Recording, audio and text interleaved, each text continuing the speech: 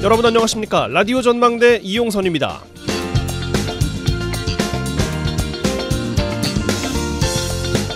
성실한 임금 교섭과 자유로운 연차 사용, 포스코 하청업체 노동자들이 요구하는 핵심 내용입니다. 400일이 넘는 시간 동안 천막농성을 이어오다가 고공농성을 벌이던 한국노총 간부가 경찰의 경찰 봉에 맞아 진압되는 일이 벌어졌죠. 경찰의 강경 진압 전날 처음으로 포스코 하청업체와 노조, 한국노총과 여수고용노동지청, 원청인 포스코가 한자리에 모여서 사안을 논의 중이었습니다.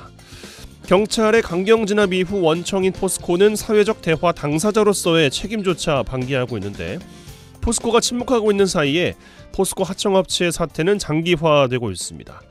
대통령실은 집회와 시위의 요건과 제재를 강화하는 것에 대한 내용을 국민 참여 토론회에 붙였는데요. 댓글로 참여가 가능합니다. 하지만 중복 참여도 가능해서 왜곡된 의견이 일반의 의견으로 보여줄 수 있는 위험도 나오고 있습니다. 대통령실은 토론을 거친 뒤에 권고안을 내서 관계부처에 전달한다고 하죠. 현장에서 어떤 일이 벌어지고 있는지 알지 못하는 사람들의 가벼운 댓글에 정책이 결정될까 우려가 되고요. 거리로 천막으로 나올 수밖에 없는 노동 현실을 근본적으로 해결하려는 노력보다 집회와 시위에 대한 제재를 이어가려는 정책 또한 우려스럽습니다. 오늘 라디오 전망대가 준비한 소식입니다. 지역 소식들 뉴스 브리핑 통해서 들어보고요. 매주 수요일 코너 라전 법정 칭찬해주세요 차례로 이어집니다. 잠시 후에 뵙죠. 젊고 당찬 시사 생활밀착 뉴스 이용선의 라디오 전망대.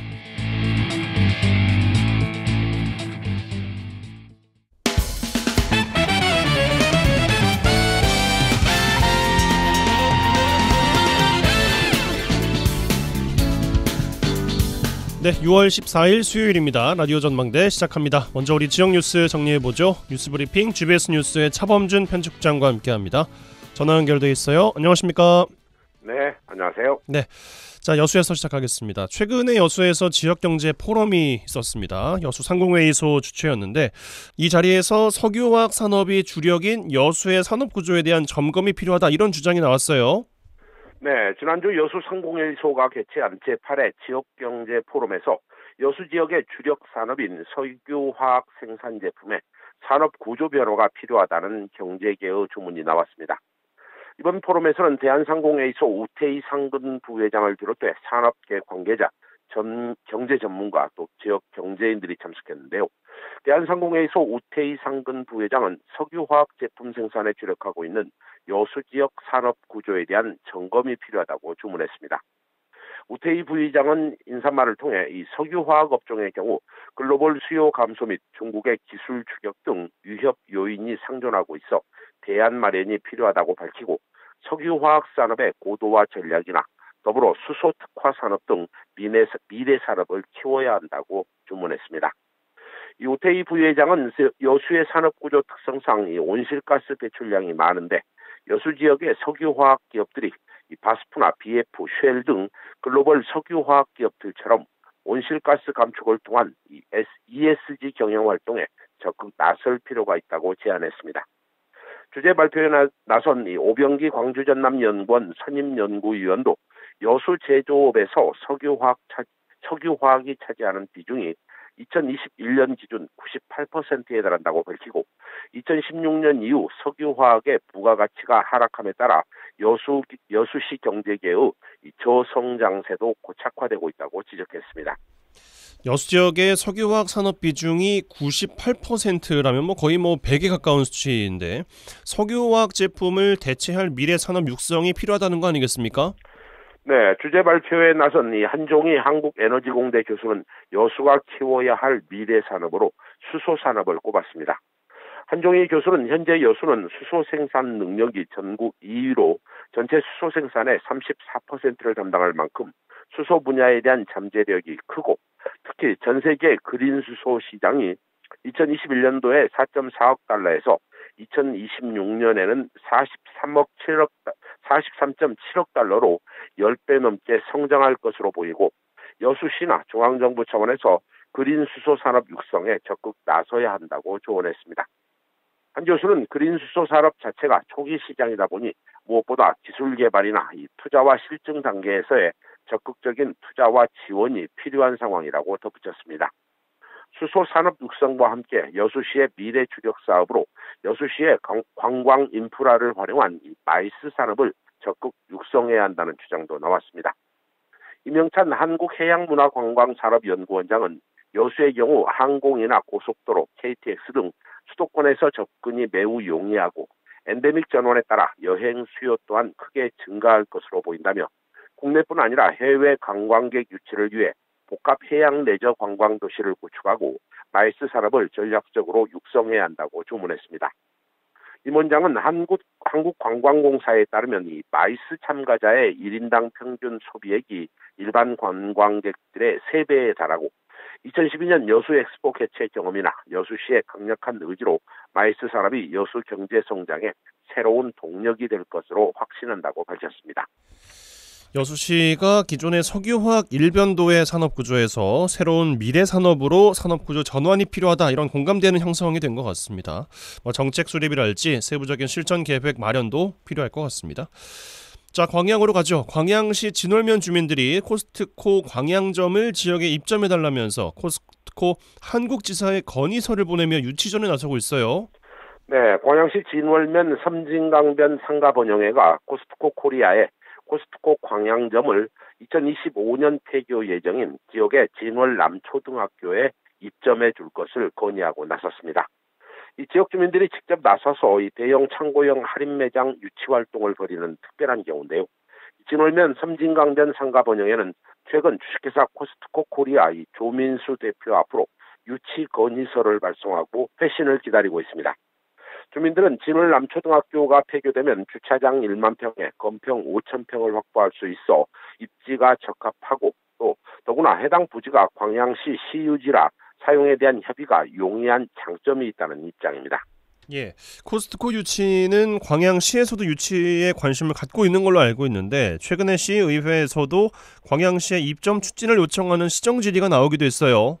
네, 주민들은 해당 입지가 섬진강 하류 지역으로 경남 하동군과 인접해 있고 남해고속도로 진월 IC나 또 착공 예정인 섬진강 휴게소 환승터미널에서 1km 이내에 소재하고 있어 교통망이 원활하고 전남북과 경남 지역의 중앙지점이라는 장점이 있다고 밝혔습니다. 주민들은 지난 3월 광양시의회 송재천 의원이 시정질의를 통해 광양시의 입점 추진을 요청한 이후 광양시에서도 이 코스트코 입점을 추진하고 있는 것으로 알고 있다며 학교 폐교 부지에 이 코스트코가 입점될 수 있도록 광양시가 나서달라고 요구했습니다. 이 코스트코 입점이 지역 소상공인들이나 이 전통시장 등의 매출에 영향을 줄 수 있는 민감한 사안인 만큼 아직은 광양시가 대놓고 적극적인 행보에 나서고 있지는 않는데 지난 시정질의 답변 과정에서 정인화 시장이 실무 부서에 코스트코와의 접촉을 지시했다고 밝힌 바 있어 이 광양시의 향후 행보에 따라 코스트코 유치가 급물살을 탈 수도 있어 보입니다. 예, 그렇습니다. 광양시가 코스트코 측과는 접촉을 좀 한 것 같고 특정 지역 상인회가 유치 의사를 공식적으로 밝힌 상황입니다. 지역의 소상공인이나 지역 여론이 또 어떻게 반응할지도 지켜봐야겠죠. 예. 자, 순천에서 마무리하겠습니다. 순천에 소재한 전남 동부청사 입주를 앞두고 있습니다. 도청 직원에 대한 이주비 지원 근거가 없고 사업소나 직속기관 직원과의 형평성 논란도 제기되고 있어요. 네, 최근 전남도의회에서 전남 동부청사 발령 도 공무원들에게 지원하는 이주비에 대해 지출 근거가 없고 다른 도 공무원들과 형평성 시비가 나올 수 있다는 지적이 나왔습니다. 전남도의회 김혜식 의원은 최근 전남 동부지역본부 추가 경정 예산안 심사 과정에서 7월에 개청하게 되는 동부청사로 발령받은 전남도 공무원들에게 정착 지원금과 이사비용, 주택자금 융자 등을 지원하는 추가 경정 예산안이 조례에 근거하지 않은 부적절한 예산 편성이다, 이렇게 주장했습니다. 해당 의원은 이주비를 지원하는 근거인 조례가 제정돼 있지 않은데도 이주 지원비가 예산안에 편성되었고 또 지원비가 동부권 통합청사로 이전하는 공무원들에게만 지원되게 되는데 이는 일부 공무원들에게 특혜가 될 수 있다고 비판했습니다. 이주비 지원 자체에 대한 문제 제기가 아니라 이주비를 지원하는 근거와 또 다른 부처 공무원들과의 형평성 문제, 이거 지적 같습니다. 네, 진행자님 말씀대로 본청에서 멀리 떨어진 근무지에 배치받은 공무원들에 대한 배려 차원에서 이주 관련 지원비를 지원하는 것은 공감이 가는데 이 문제는 해당 지원이 조례에 근거하지 않고 더구나 동부청사를 제외한 다른 도사나 부서에는 지원 사례가 없다면 당연히 형평성 시비가 나올 수 있어 보입니다. 이 관련 문제를 지적한 전남도의회 김혜식 의원도 이주 공무원 사기를 높이고 이 동부청사 이전을 원활하게 하기 위한 목적과 취지는 공감하지만 도청 소속 사업소나 또 직속기관으로 발령받은 다른 공무원들과의 형평성도 고려해야 한다고 주장했습니다. 해당 의원은 지원되는 이주비 지원 대상 선정 과정에서도 이 명확한 기준을 가지고 충분한 협의와 신중한 검토가 필요하다고 주문했습니다. 뉴스브리핑 GBS 뉴스의 차범준 편집장과 함께했어요. 고맙습니다. 네, 고맙습니다.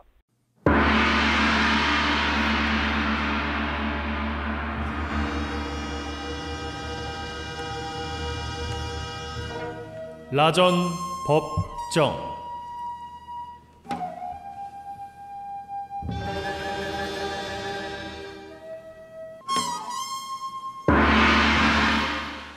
내 생각만 옳은 것은 아니다, 이런 주장도 있다. 이슈를 바라보는 눈을 키워드립니다. 라디오 전망대 라전 법정 시간입니다. 매주 수요일 시간이죠.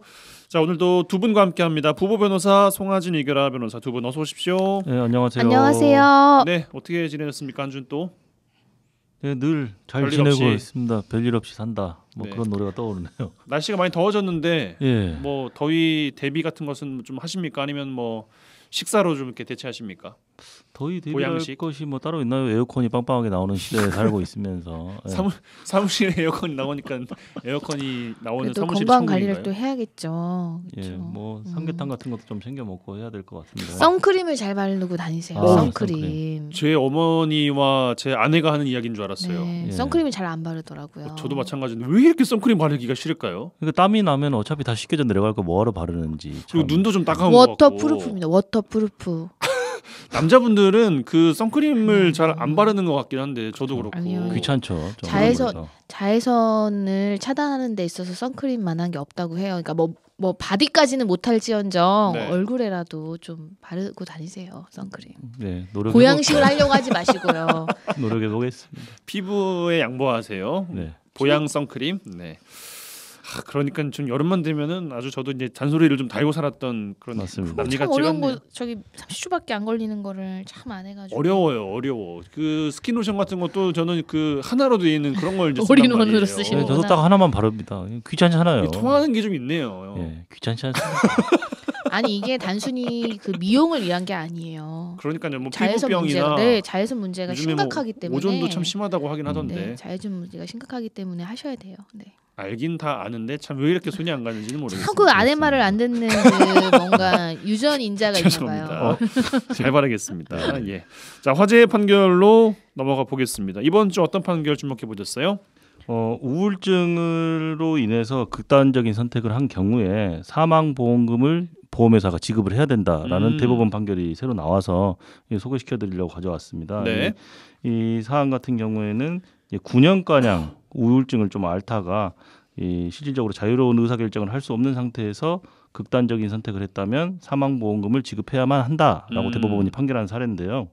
이게 그 극단적 선택 결국에는 이제 쉽게 말하면 자살인데 개인의 선택이 아니라 우울증이라는 질병으로 인해서 이런 결과가 나타났다면 보험금 지급 의무가 있다라고 기존 판례들에서도 언급을 해왔는데 네. 이 보험금 지급 대상이 되는 어떤 세부적인 사례의 범위가 좀 확장됐다라는 점에서 좀 의의가 있겠습니다. 이제 이 사건의 주요 쟁점이 됐던 것은 뭐냐면 그 자살을 한 것은 자유로운 의사 결정이 아니었느냐. 그리고 이제 보험의 이제 약관에 스스로 목숨을 끊은 경우, 그러니까 자살을 한 경우에는 보험금을 지급하지 않는다라고 이제 되어 있기 때문에 유족하고 보험사 사이에는 이 돌아가신 분이 이렇게 자살을 한 행위에 대해서 이거는 보험 약관상 스스로 결정에 의해서 스스로 이제 목숨을 끊은 거기 때문에 우리 보험사에서 지급할 사유가 아니다. 안 된다라고 판단을 해서 1심에서는 그렇지만 유족의 손을 들어줬었어요. 1심에서는요. 네, 자유로운 의사결정으로 보지 않은 거예요. 그랬는데 2심에서는 이걸 다시 뒤집었었거든요. 그랬는데 이제 대법원은 자유로운 의사결정을 할 수 없는 상태에서 자살에 이르렀다고 판단할 여지가 충분하다. 이거 다시 판단하라 이렇게 결론을 내렸는데 그 이제 이유를 보면 의사로부터 우울병 등의 진단을 받아서 상당 기간 치료를 받아왔고 그 증상과 자살 사이에 관련성이 있어 보이는 경우에는 자유로운 의사결정을 할 수 없는 상태였는지 여부를 판단하기 위해서 그 당시 이제 스스로 목숨을 끊을 당시의 상황을 평가할 때에는 전체 양상 그리고 그 자살에 이르는 일련의 과정들을 다 고려해야 한다.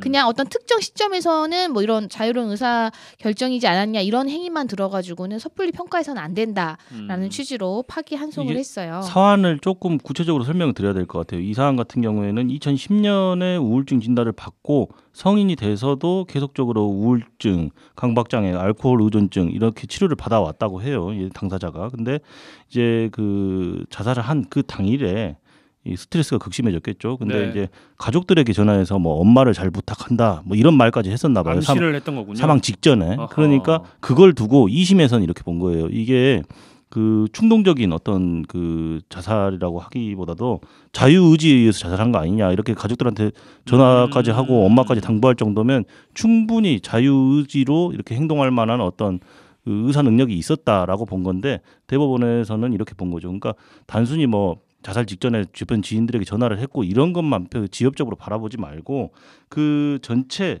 그 상황 전체의 양상과 자살에 이르는 일련의 과정을 종합적으로 봐야 된다. 언제 진단을 받았고 몇 년간 치료를 받아왔으며 사실 이 사안 같은 경우에는 9년 동안이나 치료를 받아왔고 그러게요. 또 그 사망 직전에 술을 많이 마셨다고 해요. 그러면 자기 자유의지하고는 상관없이 어떤 우울증이라는 이유 때문에 자살에 이르렀다라고 봐야지 않겠습니까? 그러니까 대법원도 그렇게 판단한 것이고 뭐 한두 가지 요건만 가지고 너무 지엽적으로 보지 말아라. 좀 자세하게 사안을 들여다보아라.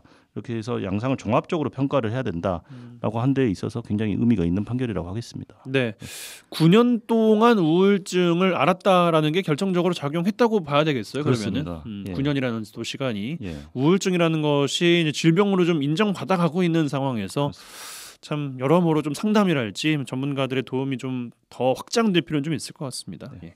화제의 판결 이 정도로 정리를 해보죠. 자, 주제로 넘어가겠습니다. 월요일에 저희도 전해드렸었는데 전국 하수처리장에 뭐 마약이 안 나온 곳이 없다는 거 아니겠습니까? 네. 식약처의 충격적인 조사 결과가 나왔고 전남 지역에서는 엑스터시라는 마약이 전국에서 가장 높은 수치로 검출이 됐습니다. 지역의 하수처리장에서도 이 마약 성분이 검출되면서 그러니까 지역에도 마약 투약자가 있다는 게 확인이 됐고 실제 경찰에 단속되는 사례도 늘고 있다고 해요. 마약 범죄 관련해서 다룬 적이 있습니다만 심각성이 더해지고 있으면서 이 마약 범죄에 대한 이야기 계속해서 나누어 보겠습니다. 준비된 꽁트 듣고 오겠습니다. 너 또 어디를 그렇게 바쁘게 가는 거야? 아, 모임이 있어. 아니 그러니까 무슨 놈의 모임이 그렇게 자주 있냐고. 아니 너 요즘에 취업 안 된다고 풀이 죽어 다니더니 오늘 보니까 얼굴색이 아주 썩었어. 아유 그럼 모임 나갈 시간에 공부나 더 해. 아무튼 나 바쁘니까 사람 시비 걸지 말고 이거나 좀 갖고 있어. 이게 뭔데? 너 어디 아프냐? 뭔 알약이 이렇게 많아? 그냥 갖고만 있어. 이따 어떤 사람이 찾으러 갈 거니까. 아니 뭔 약이냐니까. 너 진짜 많이 아픈 거 아니야? 어라? 가만 보니까 요거 눈동자도 좀 이상하고 너 큰 병 난 거 아니야? 잠만 말고 이따 이 약 갖고 나오라 그러면 저기 사거리로 나와. 알았지? 그리고 남자 한 명 갈 거야. 그 사람한테 그 약 주면 돼. 잊지 말고. 아 이거 수상한데. 네, 여기까지. 최근에는 마약 관련해서 뭐 유명 연예인들의 사건도 아직까지 좀 여파가 이어지고 있는 것 같고 또 최근에 가장 인기를 또 끌고 있는 영화 범죄도시에서도 이 마약 관련된 이야기를 좀 다루고 있습니다. 그만큼 이게 뭐 친숙하다고 하기에는 좀 뭐하고 너무 팽배해져 버린 것이 아닌가 이 사회의 마약이라는 것이 관련된 이야기 꽁트로 들어와 봤습니다. 저희는 잠시 광고 듣고 와서 마약 범죄에 대한 이야기 더 나눠보겠습니다.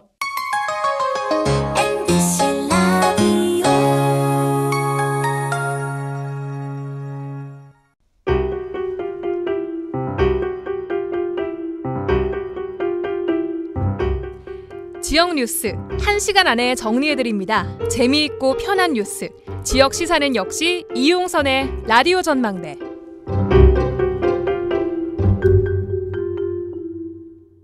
여수 MBC 라디오 전망대 함께하고 계십니다. 매주 수요일 코너 라전 법정 전해드리고 있고요. 부부 변호사 송하진 이결아 변호사 두 분과 함께하고 있습니다.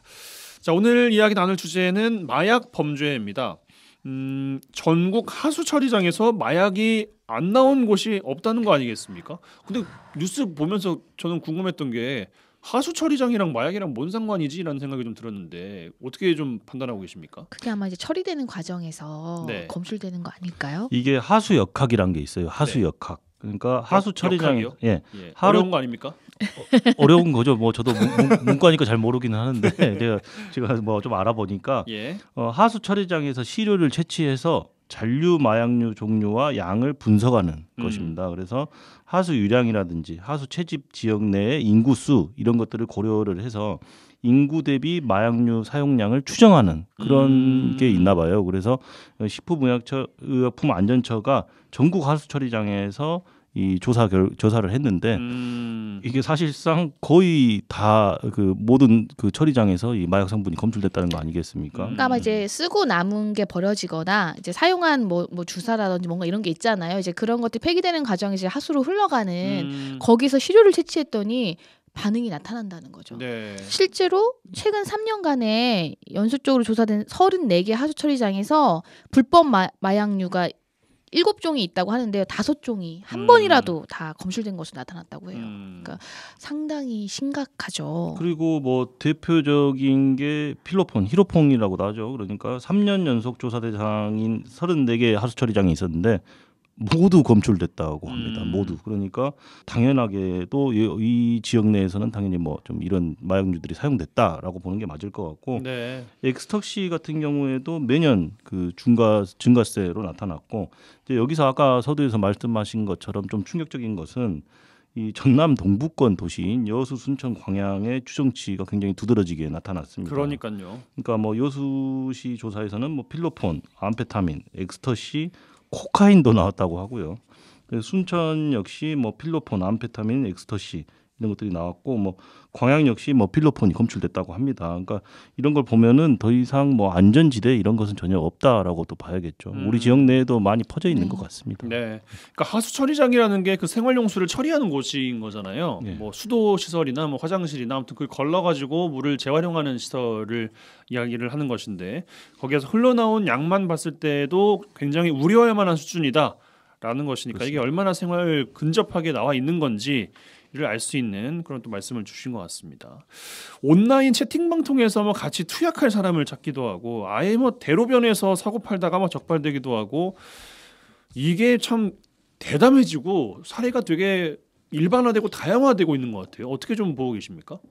우선은 그 매년 해가 갈수록 좀 심각해진다라고는 하지만 특히 올해 들어서 이런 이야기들이 너무 많이 나오고 있는 것 같고요. 네. 그러니까 SNS라든지 이런 게 발달하다 보니까 좀 더 음성적으로, 뭐 예를 들자면 텔레그램이라든지 인스타그램이라든지 이런 걸 통해서 뭐 마약을 서로 뭐 매매를 한다든지 아니면 같이 투약할 사람을 찾는다든지, 그러면 또 옛날에는 뭐 던지기 수법으로 어디다가 뭐 장소에다 놔두고 가면은 뭐 찾아간다든지 뭐 이런 형태였는데, 더 심각한 것은 그 이렇게 마약을 접하기가 쉬워지다 보니까 청소년들, 그러니까 미성년자들의 마약 사용량도 어마어마하게 늘어나고 있다고 합니다. 그러니까 사회적으로 굉장히 심각한 문제인 상황이죠. 접근 자체가 너무 쉬워졌고, 그리고 이제 예전 같으면 마약이 좀 고가인 경우도 많았는데 요즘은 뭐 저가, 뭐 이른바 뭐 저렴한 마약도 너무 유통이 잘 되고 있어서 특히나 온라인상에서도 구매를 할 수 있고, 이러다 보니까 그거를 성년이 아닌 사람들도 쉽게 구할 수 있는 지경에 이르렀고, 뭐 이거를 쉽게 생각하다 보니까 또 내가 의도치 않게 접하게 되는 것도 있는 거예요. 누가 뭐 건네준 음료를 마셨는데 그러니까요. 수도권에서도 뭐 어떤 사람이 그 청소년들이 저지른 범죄였잖아요. 애들 먹는 음료수에다가 약 타가지고 먹게 하는, 중독시켜 버리는 그러니까요. 거죠. 그래서 참 심각합니다. 네. 아니, 두 분은 어쨌든 변호사이시니까 지역에서 들리는 마약 범죄 관련된 이야기도 좀 있으세요?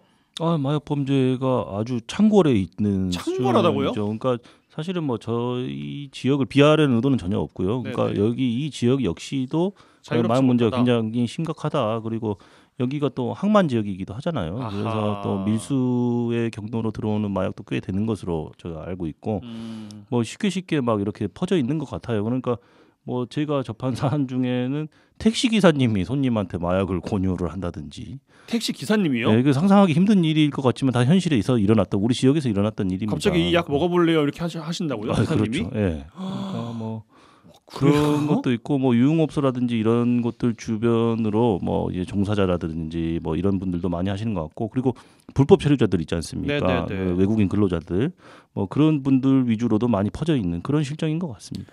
그야말로 말씀하신 그 창궐이라는 표현이 그러면은 진짜 맞을 수도 있겠어요. 네. 참 걱정입니다. 말씀하신 말미에 그 외국인 근로자분들 최근에 태국인 근로자를 중심으로 이 신종 마약이 좀 들어오고 있다 그래요. 뭐 야바라고 불린다고 하는데 농촌 지역을 중심으로 퍼지고 있다고 합니다. 야바에 대해서 좀 들어보셨습니까? 원래는 이제 동남아 지역에서 특히 뭐 태국 지역에서는 되게 뭐 흔한 건가 봐요. 그러니까 원래 태국 사람들은 자기네 이제 자국에 살 때 이걸 쉽게 접했던 거예요. 근데 이제 그런 사람들이 이제 한국에 들어오면서 가지고 들어오기도 하고 그리고 이제 그걸 가지고 들어와서 한국에 있는 태국인들을 중심으로 이제 번지고 있는 건데 그게 이제 태국인들에서만 이제 그 유행하는 것이 아니라 뭐 건강 기능 식품이다 이런 식으로 해서 이제 한국인들한테까지 이제 번지고 있다라는 게 문제고요. 이게 그리고 아까 말씀드린 것보다 이게 저렴하다고 해요. 그러다 보니까 뭐 급속도로 번지고 있고 이 야바라는 뜻은 태국어로 미친 약이라는 뜻이라고 해요. 미친 약? 네, 미친 약 뭐 이렇게 해서 그런 의미로 쓰이는 건데 그래서 이게 단속이 참 안 되죠. 안 되고 있고 실제로 이거를 이제 투약하고 뭐 이렇게 유통시켰던 사람이 우리나라에서 징역 10년형을 선고받은 사례도 있는데요.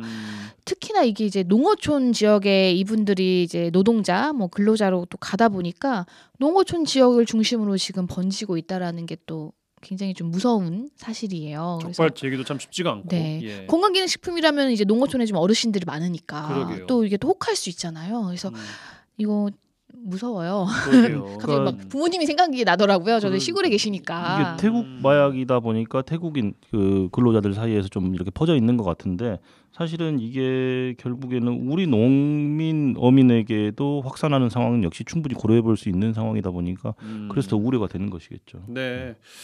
그러니까요. 참 심각해지고 있고 그래서 정부에서는 최근에 뭐 마약과의 전쟁이다라는 뭐 선포까지 또 하기도 했었습니다만 어떻게 들여오고 확산이 되고 있는지도 좀 궁금한데 뭐 앞서 송 변호사님께서 뭐 지역에 항만도 있고 해서 밀수로 이제 들어오는 경우도 좀 있는 것 같다 말씀 주셨습니다만 전국적으로 어떤 경로로 좀 주로 들어옵니까? 이 관세청이 밝힌 자료를 보면 지난해에 마약류 결국에는 밀수 적발 사건이 모두 771건입니다. 그러니까 네. 결국에는 밀수입니다. 밀수의 형태로 당연히 뭐 합법적으로 들어올 수 없으니까 밀수를 하겠지만 어떤 형태이냐라고 좀 살펴보니까 마약 적발량 중에 94%가 국제 우편 또는 특송 화물이라고 합니다. 그러니까 94%면 거의 다 하겠죠. 그리고 나머지 5%가 항공 여행자를 통해서 국내로 반입됐다 이렇게 보는 거예요. 그러니까 94% 결국 거의 대부분은 국제 우편이나 특송 화물 형태로 그러니까 이렇게 온다. 비대면 형식으로 유통이 되고 있는 거고 뭐 간혹 막 자기 몸에다가 휴대하고 오는 경우들 있잖아요. 맞아요. 그래서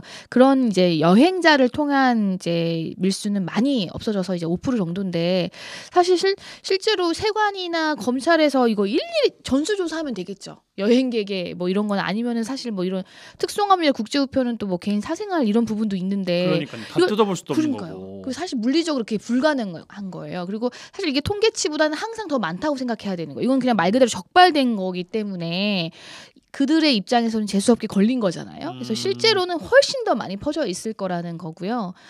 이제 뭐 특송화물 국제우편 이거 말 그대로 다 일일이 뭐 단속할 수 없기 때문에 할 보통 수도 알고 없고 있는 게 우리가 보는 가능하지도 게 않죠. 그 탐지견 동원해서 그러니까요. 냄새 그렇죠. 맡는 뭐 정도밖에 안 되는 거잖아요. 근데 모든 화물을 다 그렇게 할 수가 없잖아요. 실질적으로 마비가 한계가 되겠죠. 있죠. 예. 이제 실제로 뭐 사람이 옮기는 거는 전체 한 5% 정도랑 불과하다는 거. 네. 이 마약 종류에 따라서 처벌 정도가 달라진다면서요? 예, 그렇습니다. 우선 뭐 마약류 관리에 관한 법률이 따로 있죠. 거기서 보면은 크게 마약의 종류를 세 가지로 구분을 하는데요. 첫 번째로는 마약, 그러니까 코카인이라든지 아편 이런 것들을 전형적인 마약이라고 하고 향정신성 의약품이라는 게 있습니다. 그러니까 뭐 LSD라든지 암페타민, 뭐 필로폰 이런 것들은 다 향정신성 의약품에 해당하고 세 번째로는 대마가 있습니다.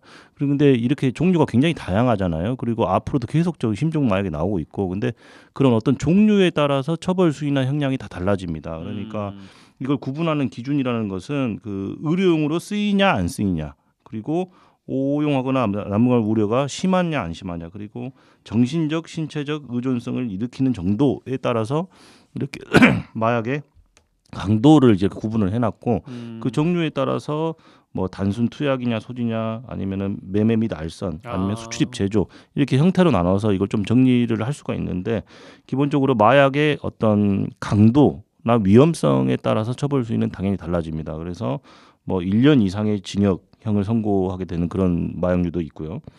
그게 아니라 뭐 10년 이하의 징역, 뭐 1억 원 이하의 벌금, 그리고 그보다 좀 더 중독성이 낮은 위험성이 낮은 약물들 같은 경우에는 뭐 5년 이하의 징역, 5천만 원 이하의 벌금. 제가 방금 말씀드린 건 단순 투약이나 소지 혐의에 관한 것이고 그게 단순 투약이나 소지가 아니라 매매 및 알선이나 수출입 제조 이렇게 되면 무기 뭐 5년 이상의 징역 뭐 이렇게까지도 처벌이 가능해집니다. 굉장히 처벌 수준은 높아요. 뭐 우리 뭐 이웃 나라인 뭐 중국 같은 경우에는 뭐 사형도 하잖아요. 그러니까 마약의 왜 아편의 역사가 또 있기 때문에 우리나라도 사실 처벌 수준이 뭐 너무 약한 거 아니냐 이런 얘기 있긴 하지만 법정형 자체가 낮지는 않거든요. 다른 어떤 범죄에 비해서.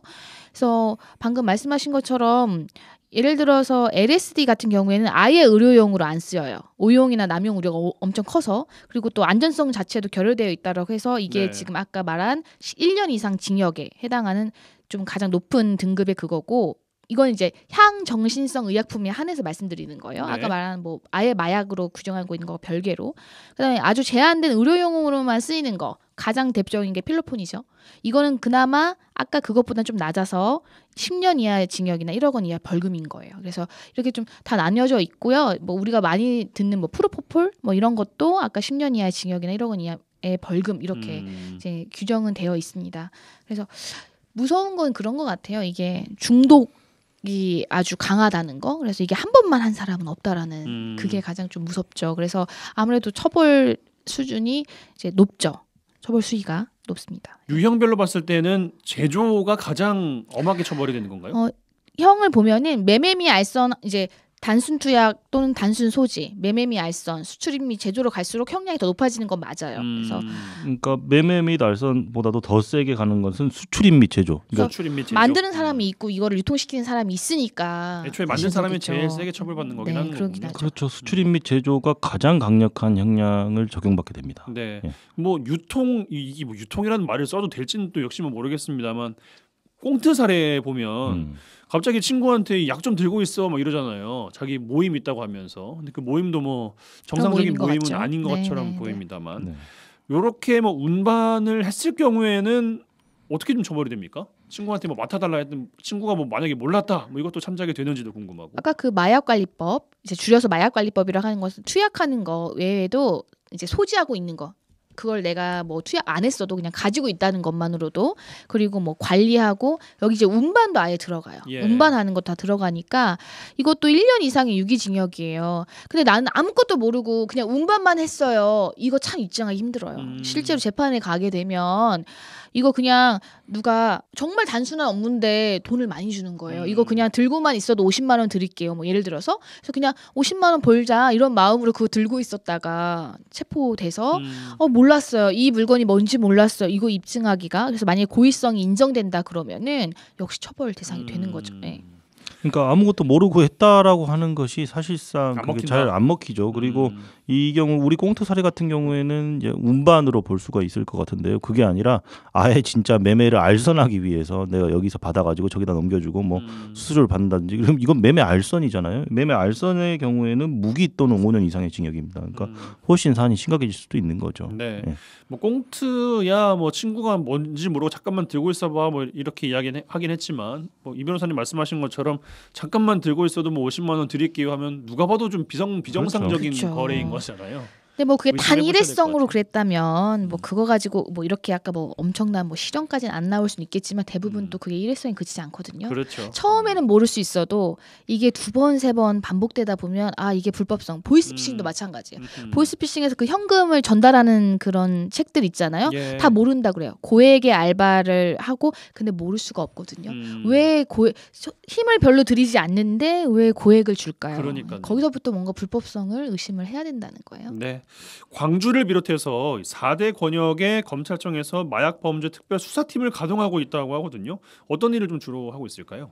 이게 지금 마약 범죄가 굉장히 심각해지고 사회적으로 문제가 되다 보니까 정부에서도 이 문제를 인지를 하고 있고 네. 이게 사실상 마약과 점쟁을 선포한 상황인데요. 그렇습니다. 지난 2월에 검찰이 4대 권역 그러니까 서울, 인천, 부산, 광주지검에 그리고 관세청, 식품의약청 안전처, 한국인터넷진흥원 이런 범정부 전문 인력들을 종합적으로 구성을 해서 마약범죄 특별수사팀을 설치를 했습니다. 그래서 이렇게 특별수사팀을 설치한 것뿐만 아니라 4월에는 이제 대검찰청, 경찰청, 관세청 이런 기관들이 손을 잡고 범정부 차원의 마약 대응을 위해서 마약범죄 특별수사본부, 그러니까 특수본이라고 하죠. 이런 걸 출범을 했습니다. 그러니까 결국에는 그 일정 그 업무를 담당하는 기관들이 있을 거 아니에요. 그러니까 각각의 업무를 개별적으로 하는 게 아니라 이게 다 총망라돼서, 그러니까 검찰이면 검찰, 뭐 관세청이면 관세청 이렇게 따로 노는 것이 아니라 함께 마약 범죄를 소탕하기 위해서 같이 나서는 거죠. 그 마약 수사를 전담하는 지휘 부서를 만들어서 컨트롤타워를 만들어서 마약 범죄를 철저히 근절하겠다라는 그런 정부의 의지가 지금 표명되고 있는 그런 상황인 것 같습니다. 네. 범죄도시 지난 주말에 봤는데 그 마동석 씨가 실제로 좀 있었으면 좋겠어요. 현실에서. 한 명으로 될까요? 그렇죠. 보면 뭐 혼자서 다 해결하실 수 있을 것 같긴 한데 한번 손을 대면 끊기가 참 어려운 게 마약이라고 합니다. 노 엑셋 캠페인을 또 하고 있던데 도움받을 곳도 있으면 좀 알려주시면 좋겠습니다. 일단 그 노 엑시트 캠페인이라는 게 이 전 국민에게 마약에 대한 심각성을 좀 일깨우고 뭐 투약하는 순간 사실 중독에서 헤어나기 어렵잖아요. 그러니까 출구가 없다. 노 엑시트 말 그대로 출구 없는 미로와 같은 마약 중독을 방지하기 위해서 경찰청에서 관계부처하고 공동으로 시작한 어떤 일종의 캠페인입니다. 마약 근절 캠페인 같은 거라고 보시면 되고 뭐 참여 방법은 뭐 누구나 참여를 할 수가 있는데 인스타그램 계정이나 노 엑시트 캠페인 페이스북 계정을 팔로우를 먼저 한 다음에 캠페인 이미지와 함께 캠페인 이미지가 따로 있어요. 저도 봤는데 그 이미지와 함께 뭐 사진, 영상을 촬영해서 뭐 게시물로 올려주면서 뭐 누구를 지목하는 거죠. 그러니까 우리 옛날에 릴레이 챌린지처럼 그렇죠. 뭐 아이스 버킷 챌린지처럼 이렇게 지목을 해주면 뭐 이런 것들을 좀 추첨을 해서 뭐 모바일 커피 쿠폰이라든지 이런 것들을 경품으로 준다고 합니다. 실제로 이제 상담을 받고 싶으신 분들은 1899에 0893이라고 이제 한국 마약 퇴치 운동 본부가 있어요. 그래서 여기 내가 혹시라도 의도치 않게 접하게 됐다거나 아니면 정말 끊고 싶은데 내 의지로 안 된다라고 하시는 분들은 좀 이런 기관들의 또 도움을 좀 받아보시고 한국 마약 퇴치 운동 본부요. 네. 그렇습니다. 번호 다시 한번 말씀해 주실까요? 1899에 0893입니다. 네. 이제 이런 마약으로 고민하시는 분들, 뭐 이제 고통받고 계시는 분들 좀 적극적으로 좀 하셨으면 좋겠고, 좀 아이들 사이에서 혹시나 이것이 뭐 공부를 잘하게 해준다, 아니면 기분을 좋게 해준다, 뭐 이런 식으로 유통되는 게 사실은 굉장히 우려가 돼요. 네. 그래서 기본적으로 좀 너무 우리가 뭐 성공 지향적으로 막 뭔가 이렇게 결과만 너무 중시하고 너무 막 경쟁을 부추기고 그런 어떤 사회 분위기도 이런 거에 영향을 미치는 게 아닌가 싶어요. 그래서 좀 그런 어떤 사회적인 인식도 개선이 돼야지 뭐 처벌만 강화하는 것이 이제 그거는 어쨌든 사후적인 해결이니까 그런 부분에서 어른들이 더 노력하고 우리 아이들은 좀 지켜야 되지 않을까 뭐 그런 생각이 들어요. 네. 네, 좋은 말씀이십니다. 오늘 마약 범죄에 대한 전반적인 이야기 살펴드렸습니다. 라전 법정 부부 변호사 송하진 이결아 변호사 두 분과 함께했어요. 두 분 고맙습니다. 네, 감사합니다. 잘했군 잘했어 잘했군 잘했군 잘했어 그러게 내 영감이라지 잘했군 잘했어 잘했군 잘했군 잘했어 그러게 내 마누라지. 네, 지역의 온기를 불어넣습니다. 라디오 전망대 칭찬 릴레이 캠페인 칭찬해주세요 시간입니다. 이미지 리포터 나와 계세요. 어서 오십시오. 네, 안녕하십니까? 네. 자, 시간이 지날수록 삭막한 세상이 돼가고 있음을 많은 분들께서 느끼신다는 이야기를 들었어요. 근데 순천 저전동에 가면 어떤 대가 없이 누군가를 위해서 베풀고 또 사람과 사람을 연결하는 마법 같은 곳을 만들어가는 그런 분들이 계시다고요. 네, 이 저전동의 재미난 가게에서는요, 지역 학생들이 돈을 지불하지 않고도 시원한 음료수로 지친 마음과 몸을 달랠 수 있습니다. 예. 바로 얼굴도 이름도 모르는 손님이 먼저 음료를 계산하고 다정한 응원을 남기면 가게에 오는 청소년들이 무료로 이용할 수 있는 건데요. 또 2층에는 재미난 제과점에서 이 학교 밖 청소년들이 제빵 작업 공간으로 활용하고 여기서 만든 빵으로 매주 한 번씩 깜짝 이벤트로 청소년들에게 100원 빵을 판매합니다. 지역 청소년과 마음의 힘이 필요한 이들에게 경제적으로 연결된 이로움이 아닌 대가 없이 사람과 사람이 연결되는 이로움을 만들어가는 순천 재미난 협동조합의 임경환, 손채영, 위영의 박혜성님을 만나봤습니다.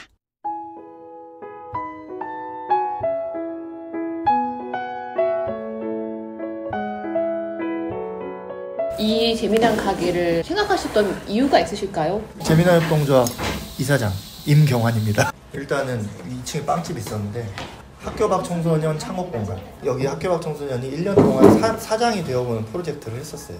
그걸로 이 도시재생 사업으로 이 공간을 얻었고요.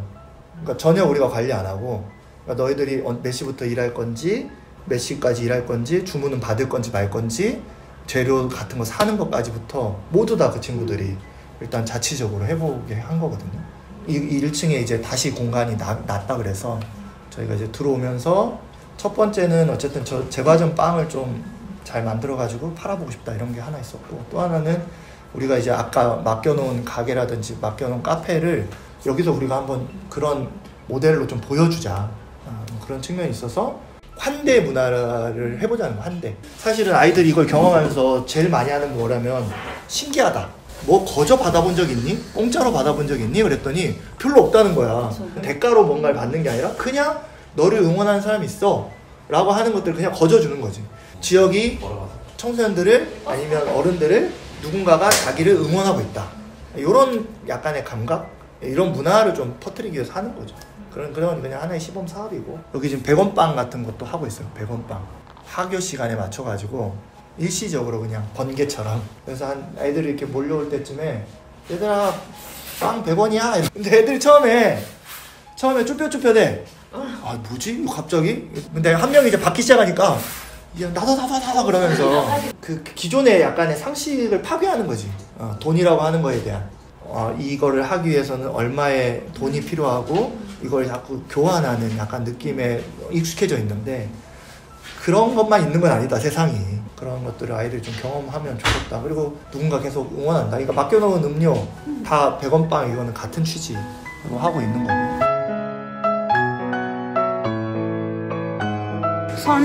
손채영입니다. 혹시 까치밥 알고 계세요? 예전에 그 시골에 감나무들이 다 있잖아요. 그러면 겨울에 그 까치들을 위해서 감을 다 따지 않고 까치를 위해서 이렇게 감을 남겨놨어요. 그런 것처럼 여기는 이제 그 다정한 응원이라고 올해부터 시도를 했었는데, 차를 제가 한 잔을 마시면서 청소년들을 위해서 미리 선결제를 해놓는 거예요. 뭐 한 잔도 좋고 뭐 5잔도 좋고, 예, 내가 되는 한도 내에서 선결제를 해놓으면 지역에 있는 청소년들이 아무 때나 음료를 편하게 와서 마실 수 있는, 네, 그래서 다정한 응원이라는 이름으로 그렇게 올해는 하고 있는데, 서소옥천이라고 카페가 저희 이제 맡겨놓은 가게 중에 하나예요. 며칠 전에 갔더니 선생님 이게 들어왔어요 하면서 하는데 어떤 분이 10,000원을 맡겨놨대요. 그래서 청소년들이 혹시나 돈이 없어가지고 들르는 아이에게 소액이라도 돈을 주라고 어떤 분이 음료는 많이 있으니까 돈을 맡겨놓겠다고 해가지고 뭔가 이렇게 맡겨놓은 돈이네. 네, 그래서 이게 뭔가 확장돼가는 게 너무 기쁘더라고요. 그러니까 뭐 여러 가지가 있을 수 있을 것 같아요. 맡겨놓은 돈, 네, 맡겨놓은 음료, 맡겨놓은 책, 뭐 여러 가지가 확장될 수 있을 것 같아요. 이 타임뱅크는 내가 이 사람을 향한 어떤 나눔이라든지 봉사라든지 그런 시간을 서로 상호 교환하는, 그것을 이제 저축해 놓으면서 서로 상호 호의적인 관계 속에서 나눈다라는 의미거든요.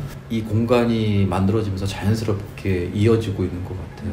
이 저전동 일대는 구도심이고 노년층이 많고 소위 돌봄의 대상들이 많다라는 그런 시각이 있는데 그분들도 누군가를 또 돌볼 수 있는 기회가 있지 않을까.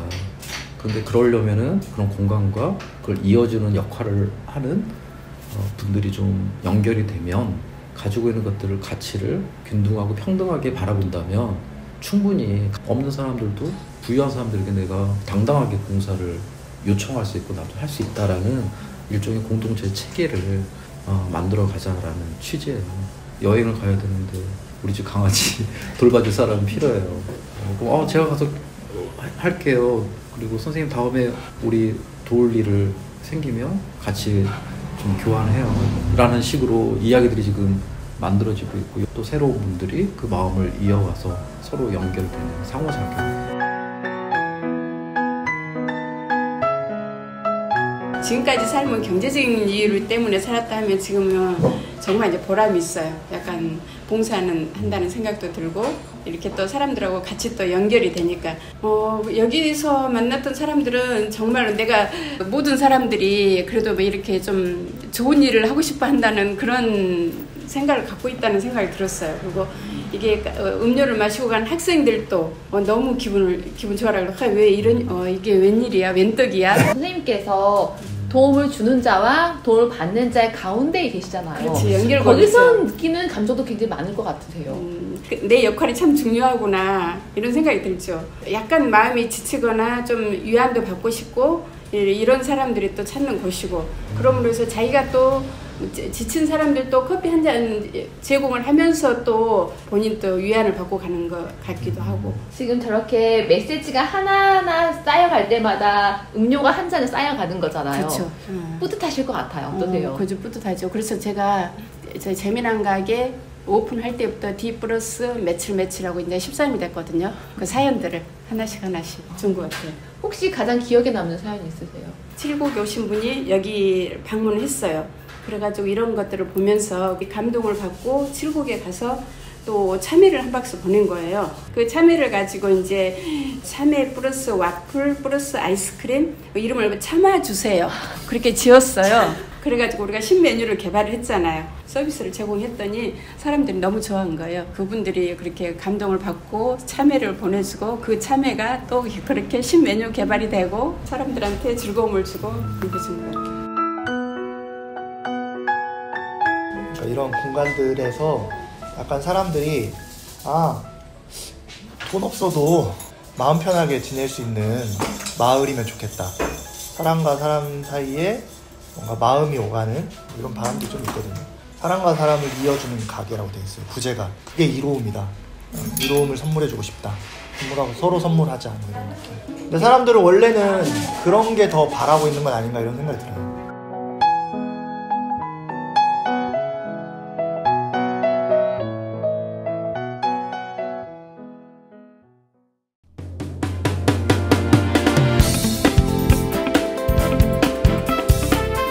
네, 6월 14일 수요일 라디오 전망대 오늘 준비한 소식은 여기까지입니다. 오늘도 고생 많으셨습니다. 내일 뵙죠. 이용선이었습니다.